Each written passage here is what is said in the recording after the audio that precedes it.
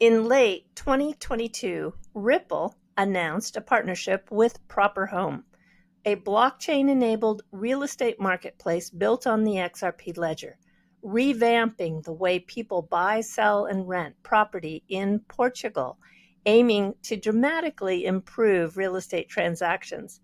Founder John McCoy sat down with me after more than 9 months of his team seriously building, and now they're ready to emerge for some new developments. We discuss his unique business model, some of his favorite locations. Is Portugal crypto friendly?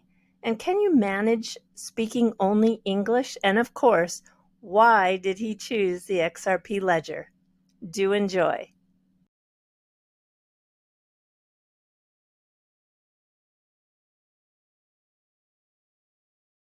Welcome, John. Welcome. Tell us a little bit about yourself. Eri, thanks a lot for having me. It's really good to be here, finally. So my name's John. I'm CEO at ProprHome. I'm Irish. I hail from just outside Dublin. Currently living based in Lisbon, where the company has been established. My own background, I left Dublin in 2008 in the last financial crisis to go and sell luxury homes in the UAE, in Dubai. When I was there after 12 months, I realized there was many different sticky issues in the process of buying and renting homes. So I joined a new startup and we built the company, myself and some partners, to 150 agents over 5 years.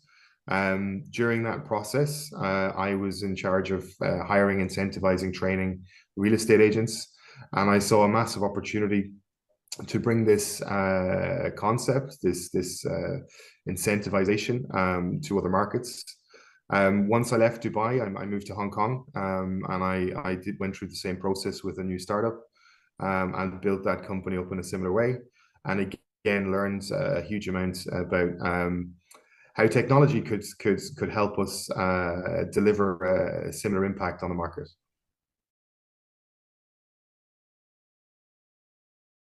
Yeah, great question, Eri. We've taken quite a unique approach to the real estate market and the use of blockchain.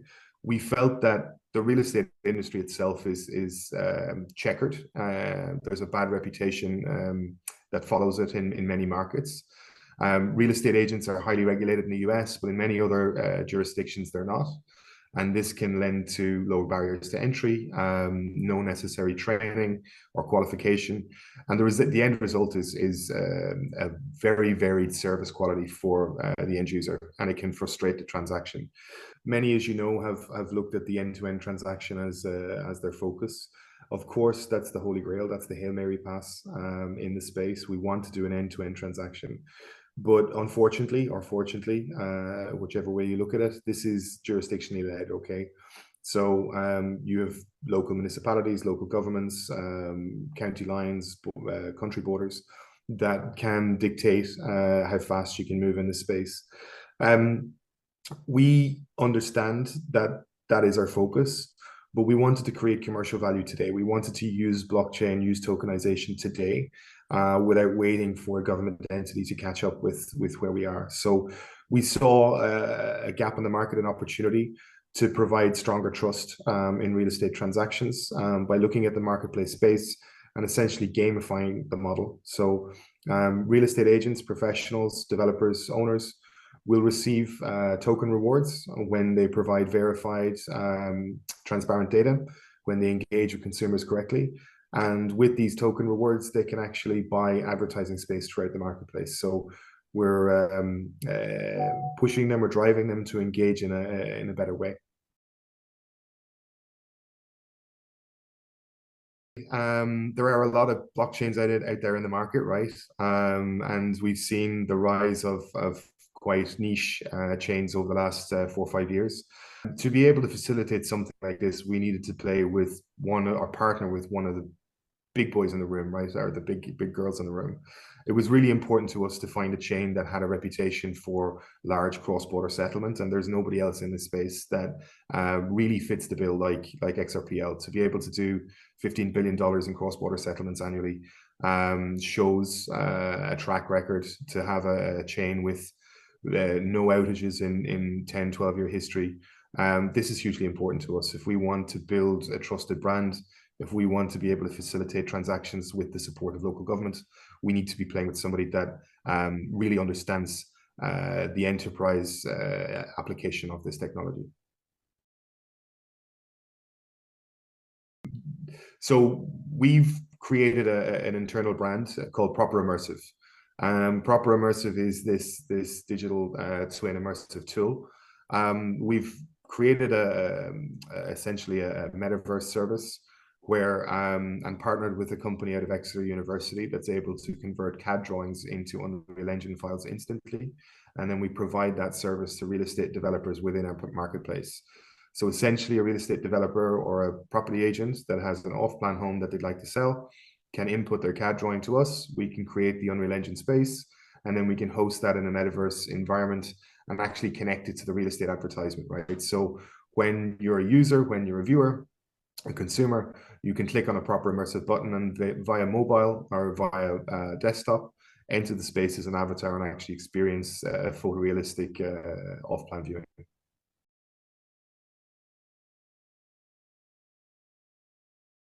There's 4 large CRMs in the Portuguese and Spanish market that cover the vast majority of real estate agents. We're now connected to 2, and we're connecting to the other 2 in the next 6 to 8 weeks, which means we'll have instant connection to 70% of the market via API, where they can mass export all their properties to our platform.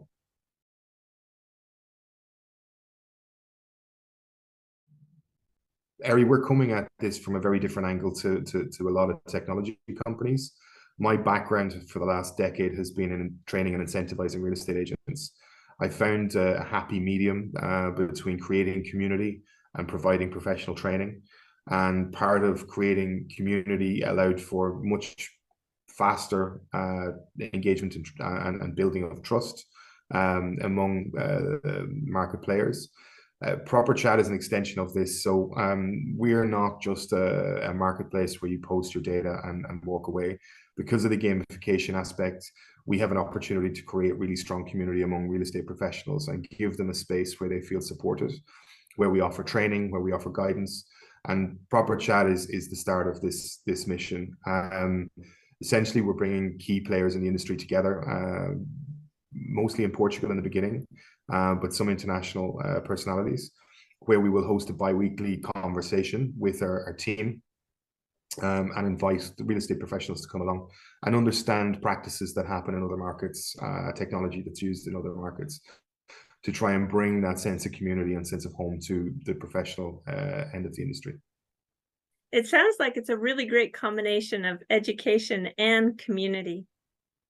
Absolutely, Eri. One of the core focuses of ProprHome and building this business was to create a community where real estate professionals felt they had a home beyond your average marketplace today, where data gets posted, they receive leads.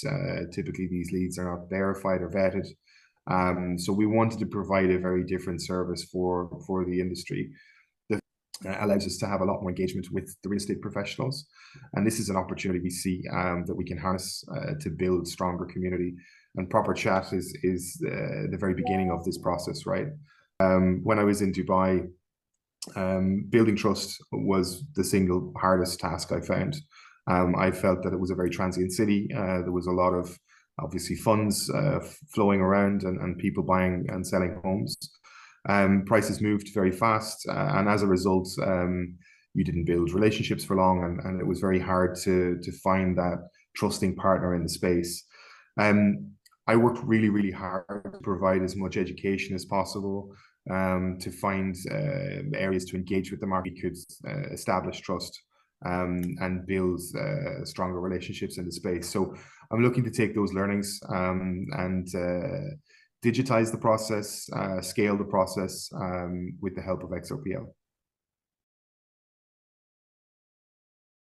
Yeah, Portugal were very smart as a government over the last few years, the last 5 or 6 years. They created some tax incentives for buying property here called the Golden Visa. That's since been being changed to different locations in the country. There's also a tax incentive for professionals to migrate to Portugal. So they offer an NHR status, which is a set tax rate for 10 years. This was coupled with, people would say, crypto-friendly regulation in Portugal. I would call it not so much crypto-friendly, but crypto-accepting, right? So they haven't made any major moves to engage with the crypto space like they have in Asia at the moment. Particularly as I saw in Japan in the last couple of weeks, right? There's been some moves there to accept token fundraising, for instance, for startups. So Portugal haven't made those moves just yet, but they have been very crypto accepting. So as a result, over the last 4 or 5 years, we've seen a lot of C-level executives in the crypto space move here, set up home here, and innovate in the country. Thankfully, there's a high level of education. There's an abundance of talent, and the weather's not too bad either. So all of these things are conducive to setting up life here, right? I was on the website, and every location looked great to me, but I'm just curious, as someone who's really familiar with the country, what locations do you really love? Yeah, it's a really tough question, right? When you're dealing with a country with 1,200 kilometers of coastline, it's a really hard question to answer. Sometimes I pinch myself when I realize how undiscovered a lot of Portugal still is. There are traditional hubs like Cascais and Estoril, which are on the coast from Lisbon.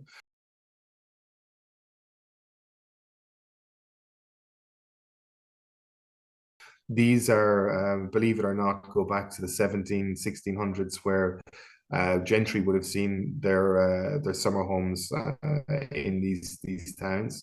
So they're steeped in history. Sintra Mountain as well, beautiful locations. But I would look to these days. I would look to places south of the river, down towards Comporta. Absolutely stunning coastline, really ripe for development. And we're starting to see, obviously, the work from home transition take hold post-COVID. This is very acceptable for many companies, including a lot of our own team. So being able to locate yourself in somewhere like this, 40 minutes south of Lisbon City, in a quiet beach town is, for me, idyllic, you know.